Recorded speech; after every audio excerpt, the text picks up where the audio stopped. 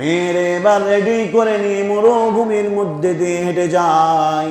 তার সন্তান তারে ডাক দিয়ে বলে, বাবা, আমরা হয়তো ভুল পথে এসেছি, আমার নানির বাড়ি তো এই দিকে নয়। দাহিয়াতুল কলবি বলে, ইয়া রাসূলুল্লাহ, মরুভূমির ভিতরে নিয়ে গিয়ে আমি একটা বড় গর্ত খুঁড়তে আরম্ভ করলাম। ওই গর্ত যখন আমি খুঁড়তেছিলাম, ওই সময় আমার কন্যা সন্তান আমার শরীরের ঘামগুলো মুছে দিচ্ছিল, আমার শরীরের ঘামগুলো মুছতেছিল আর বলতেছিল, বাবা, কেন তুমি গর্ত করতেছ? দাহিয়াতুল কলবি বলে, নবী গো, গর্ত খোঁড়ার পরে এবার আমার মেয়েটারে আমি ওই গর্তের মধ্যে ধাক্কা দিয়েছি। আমার মেয়ে আমারে ডাক দিয়ে বলে, বাবা,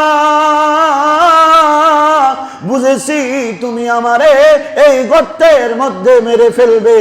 বাবা গো, তোমার কাছ থেকে আমি আমার প্রাণের ভিক্ষা চাই। বাবা গো, আমারে তুমি ছেড়ে দাও, আমি দুই চোখ যেই দিকে যাই সেই দিকে চলে যাব, তোমারে বাবা বলে কোনোদিন ডাক দিব না।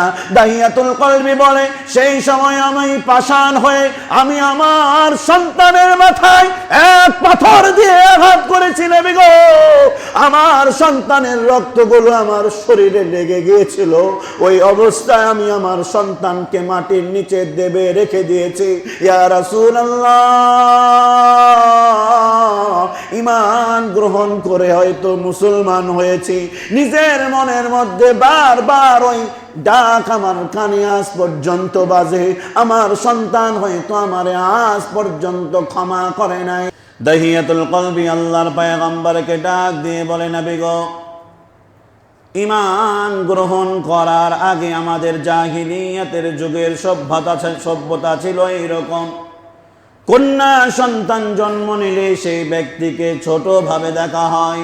সেই ব্যক্তি, আমি আমার কন্যাকে অন্যত্রে বিয়ে দিব, ছেলে পরিবারের কাছে সারা জীবনের জন্য নিচু হয়ে থাকা লাগবে। এই অপমানিত জীবন কেউ আমরা বরদাস্ত করতে পারতাম না, কেউ কখনো সহ্য করতে পারতাম না।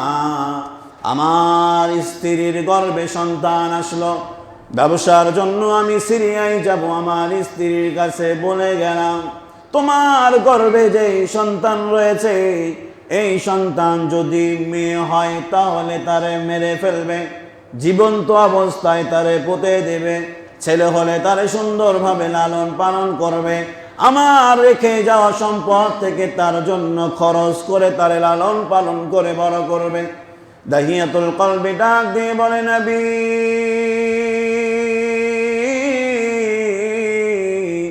বহুদিন আমি সিরিয়ায় থাকার কারণে আমার প্রায় সিরিয়া থেকে ঘুরতে, ব্যবসায়িক কাফেলা নিয়ে ঘুরতে প্রায় 7-8 বছর লেগে গেল।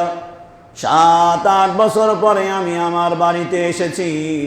আমার স্ত্রী আমারে কোনো সংবাদ দেয় নাই যে আমার সন্তান মেয়ে হয়েছে নাকি ছেলে। আমি যখন বাড়িতে ঘোরাফেরা করতেছিলাম, আমার চোখের সামনে একটি ফুটফুটে কন্যা আমার সামনে দিয়ে ঘুরতেছিল। স্ত্রীর আমি জিজ্ঞেস করলাম, এত সুন্দর মেয়ে কার? কারণ তারা কখনো 7-8 বছর বয়সের কন্যা সন্তান দেখে নাই। এর আগে তাদের মেলে ফেলে দেওয়া অভ্যাস ছিল।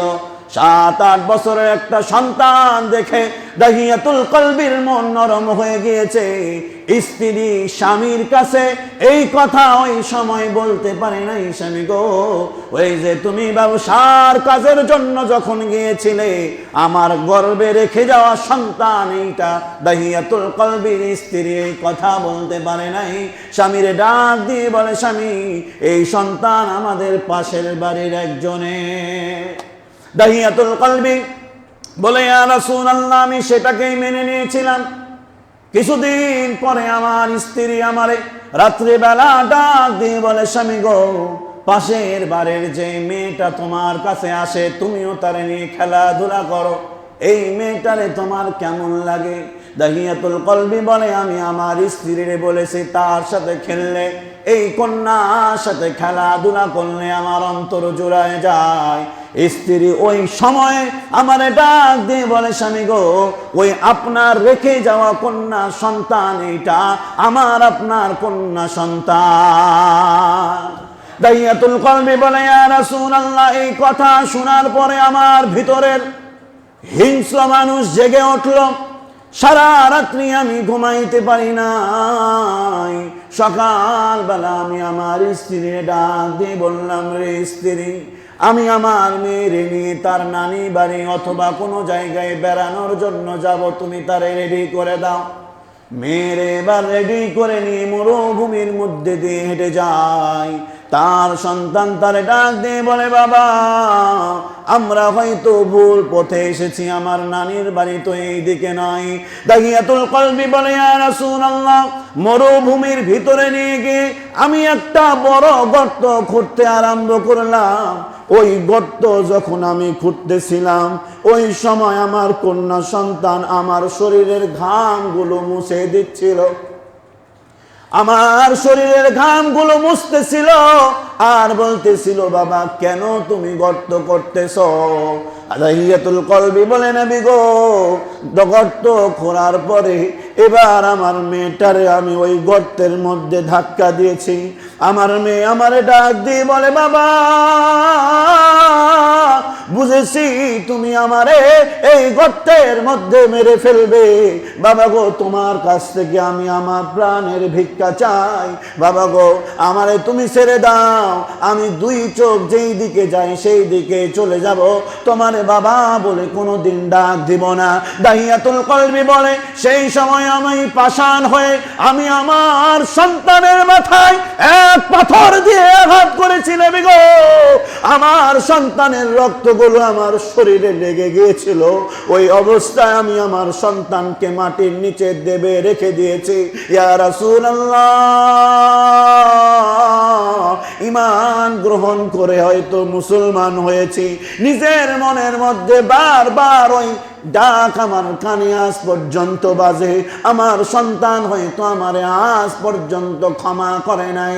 আল্লাহর রাসূল বলেন, দাহিয়া, ঈমান এমন এক মহামূল্যবান দৌলত, ঈমান গ্রহণ করার কারণে আল্লাহ রাব্বুল আলামিন তোমার সব গুনাহ মাফ করে দিয়েছে।